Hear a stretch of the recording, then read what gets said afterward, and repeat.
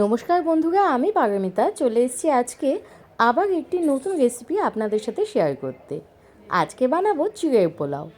প্রথমে বাদামটা ভালো করে ভেজে নিয়ে কড়াইতে সাদা তেল দিয়ে দেব পেঁয়াজ কুচি আর ক্যাপসিকাম কুচি।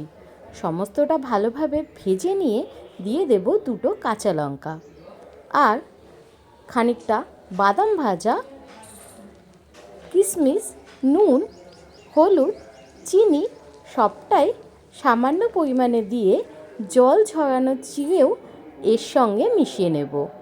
সমস্ত উপকরণ ভালো করে মিশিয়ে নিয়ে দিয়ে দেব খানিকটা টমেটো সস দিলে খেতে কিন্তু আরও ভালো লাগে। ব্যাস, এইভাবেই তৈরি হয়ে যাবে আমাদের চিড়ের পোলাও।